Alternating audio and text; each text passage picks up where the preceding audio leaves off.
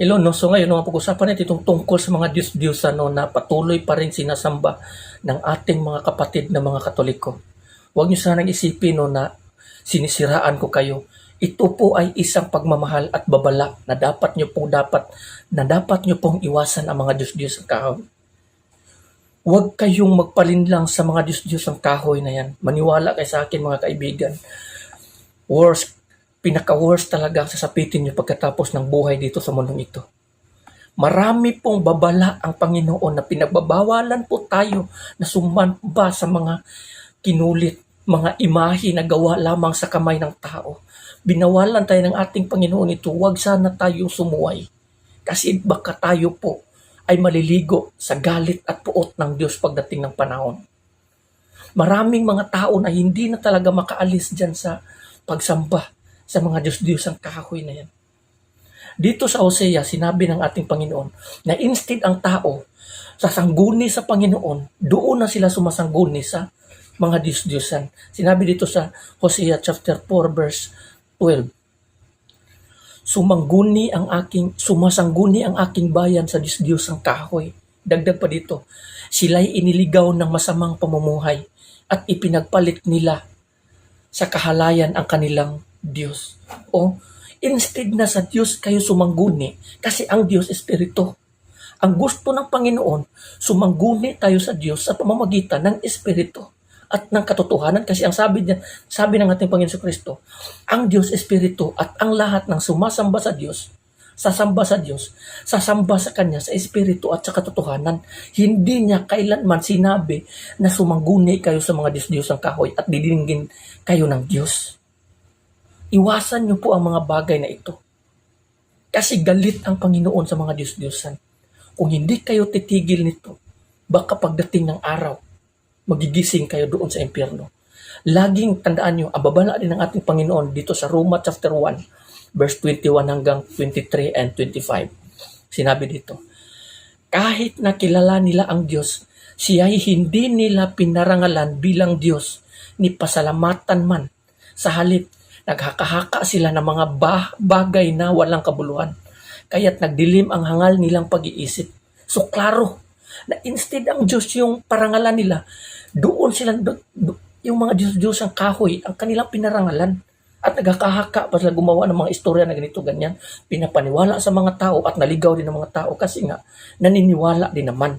At dagdag pa dito sinabi, sila'y nagmamarunong ngunit lumilitaw na sila'y mga hangal. Maraming mga taong preacher din ng mga ganito na bitbit yung mga ribultong kahoy, house to house visit, nangangaral sa salita ng Diyos na instead na ang Diyos ang ipinangaral nila yung salita daw ng Diyos, ngunit si Mary at saka yung mga Diyos ang kanilang ginawang sentro sa pangangaral. Bitbit nyo yung mga ribulto, yan yung nagpapaligaw sa inyo na every time na sinasamba nyo yan, pinaparangalan nyo yan, hindi nyo sa Diyos ginawa yan, kundi sa demonyo. Kaya nga binawalan tayo ng Diyos kasi every time na nagdasal kayo dyan, lumuhod kayo, humalik kayo, sumamba kayo dyan, hindi nyo sa Diyos ginawa yan, kundi sa mga demonyo. At alam ng Diyos yan at yan ang magpapahamak sa inyo.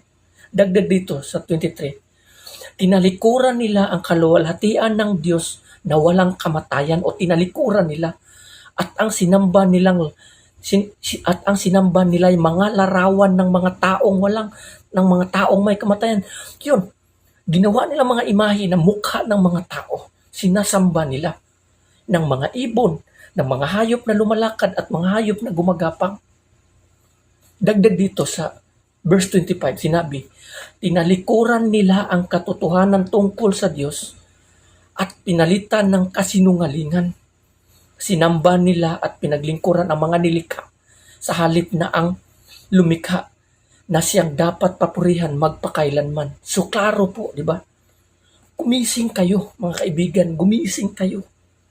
Hindi nyo sa Diyos ginawa yan, kundi sa mga demonyo. Ang Diyos, pinadala niya ang bugtong niyang anak na si Kristo upang tayo ay tubusin dahil nga ang tao alipin sa pagsamba sa mga Diyos-Diyosan, hindi nakakakilala sa Diyos. Ngunit ang mga tao, hindi pa rin nakawala sa kapangyarihan ni Satanas. Masyadong inaalipin. Dagdag dito sa Hosea, patungkol sa mga pari at sa mga tao na walang tigil sa pagsamba niyan, lalo na sa mga pari na alam nilang katotohanan. Alam nilang katotohanan na patungkol dito na dapat sabihin nila na ito ay walang kabuluhan at pinagbabawal ng Diyos ang pagsamba sa mga ganito. Ngunit pinagpatuloy pa rin nila. Anong sabi dito sa Hosea chapter 4 verse 9? At gayon nga ang nangyayari. Kung ano ang pari, gayon din ang bayan. Kaya't paparusahan ko sila at pagbabayarin dahil sa kanilang kasamaan. So, pari ka man o bayan o mga tao, member, dahil sa walang tigil niyong paggawa ng mga Diyos-Diyosan at pagsamba sa mga Diyos-Diyosan, pagtalikod niyo sa mga Diyos-Diyosan, paparusahan kayo ng Panginoon ayon sa mga sinabi ng Diyos. Kasi nga, matagal na tayo yung pinagbawalan ng Diyos niyan. Sinabi ng Diyos, o babala ng Diyos sa mga pari doon sa sulat ni Malakayas, sinabihan ng Diyos sa mga pari. Responsibility ng mga pari na sabihin ang buong katotohanan patungkol sa Diyos, patungkol sa kanyang salita at kautusan. Ngunit ang mga pari, hindi nila sinasabi ang katotohanan at sila'y tumalikod sa Diyos. Instead, ang kanilang mga itinuturo nagpaligaw sa mga tao upang maparusahan. So, mula pa noon, iniligaw na ng pari ang mga tao. Hanggang ngayon, ganun pa rin. Ilang dekada na, ilang siglo na, ilang thousands of years na ang lumipas, hindi pa rin nila naintindihan kung ano ang kasulatan, ang sinasabi ng kasulatan. Dito, sa Hosea chapter 5 verse 4, sinabi rin dito, dahil sa kanilang mga ginagawa, hindi na sila makapanumbalik sa Diyos, sapagkat nasa kanila na ang espiritu ng kasamaan at hindi nila nakikilala si Yahweh. So, itong mga taong ito, hindi na talaga sila makaalis diyan. Kasi marami ring mga preacher, marami mga vlogger din na patuloy na nangangaral sa kanila. Ipinapangaral nila si Maria, mga rebulto, mga Diyos-Diyosan, mga Katolik, yung religion nila upang ang mga tao hindi aalis sa kanilang religion at mananatili sila doon upang ang kaparusahan lalong magdadaalab sa kanila at magdudubli-dubli ang kaparusahan sa kanila. Maraming mga tao niyan, yung lalo na yung isang babae na tinatawag doon na may page na It's Joey.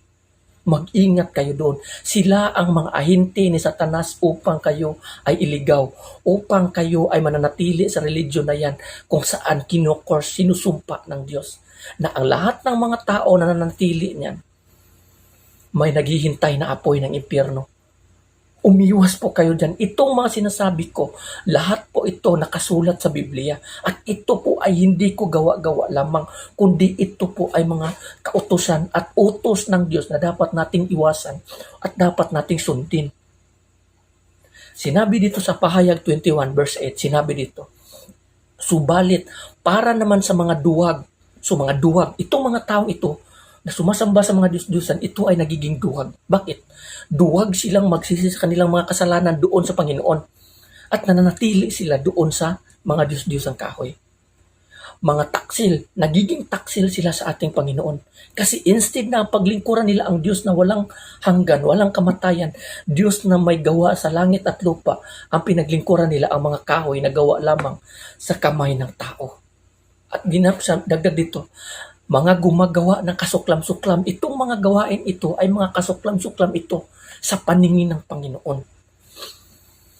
Mga mamamatay tao. Yang mga tao na yan na nangangaral sa inyo, may bit-bit na mga kuhanan nyo, yan yung mga tao na mamamatay tao, murderer. Hindi nila pinapatay ang inyong katawan. Ngunit ang kaluluwa nyo, hinihila nila patungo sa impyerno.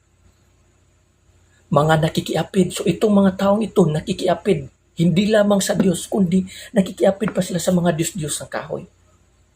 Mga mangkukulam, mga sumasamba sa mga Diyos-Diyosan, mga sumasamba sa mga Diyos-Diyosan. At sa lahat ng mga sinungaling, ang magiging bahagi nila'y sa lawa ng nagliliyab na apoy at asupre. No, so ang kanilang bahagi daw ay nagliliyab na lawa ng apoy at ng asupre. Ito ang pangalawang kamatayan. So ito ang sasapitin ng mga tao kung hindi kayo aalis diyan. kung hindi kayo gigising. Gumising po kayo. Ang Diyos, inabot ng Diyos ang kanyang mga kamay upang tayo ay sagipin. Dahil sa pagsamba sa mga demonyo ito. Dahil tayo po ay candidate po sa kamatayan. Kung hindi tayo aalis sa mga ganito, hindi kayo aalis ganito, the devil will repay you badly sa huli. Maniwala ka sa akin. Sinabi na yan dito na walang sumasamba sa mga Diyos-Diyosan na makakapasok sa kaharian ng Diyos.